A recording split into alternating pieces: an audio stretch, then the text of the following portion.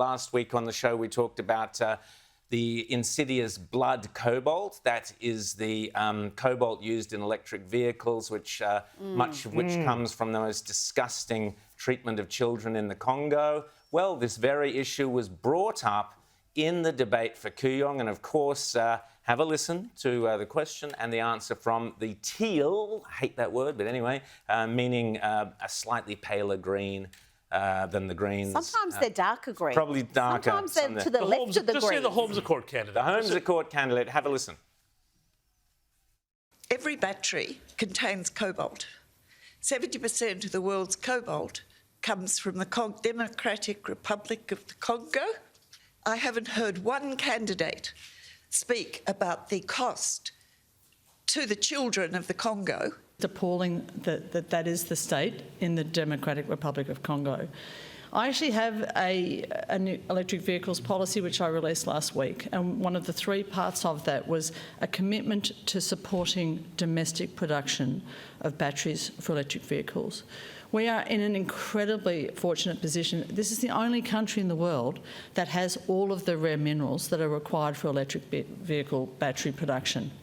We do, actually. So, fascinating. We certainly do have cobalt. So let's just tell the Chinese, sorry, we're not buying any more of their solar panels. Let's just tell the Chinese we won't be buying any of their electric vehicles. So, last time I checked, we weren't manufacturing any vehicles, let alone electric vehicles. But all of a sudden, Monique Ryan, out of thin air, is going to create an entire industry mining cobalt. We're just going to start digging, are we? Yeah, Thanks, Monique. exactly, that's mining. So here's a Greens candidate, as teal candidate, committed to suddenly a huge new massive mining industry. These people are insane, and they're complete lies that they tell. She didn't answer that question. The reality is that the Chinese control the market of cobalt around the world, and to suddenly snap your fingers, oh, that's all going to be different. These people are insane. Well, they're completely unrealistic. You know, the idea that you could flick a switch and maybe in 30, 35 years we'd get the first battery, you know, coming out of a production line at the cost of how many billions of dollars? And how many emissions?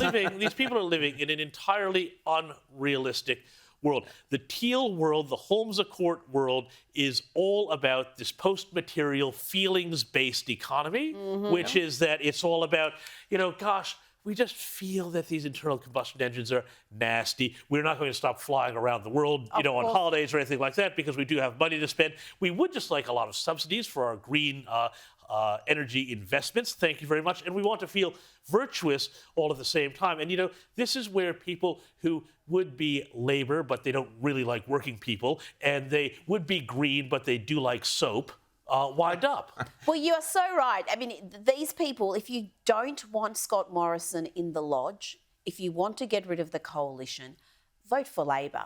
Do not vote for these imposters, because at least Labor tell you who they are and what their policies are. Do not vote for people who are trying to get elected. The sinister point about this is that when a government forms a majority government in this country, that's because they've got 76 MPs, right? Okay, so that is a broad section of the Australian community that has voted in this party. What they want to do is use a few MPs from a few electorates like Wentworth, North Sydney, potentially Kooyong, very posh, well-to-do, upper-middle-class suburbs, which is all fine, nothing wrong with that, but they want to have 2 or 3 of these MPs have as much power as essentially 76 or more MPs, because they want to be able to hijack and hold to ransom everybody else's vote in the country.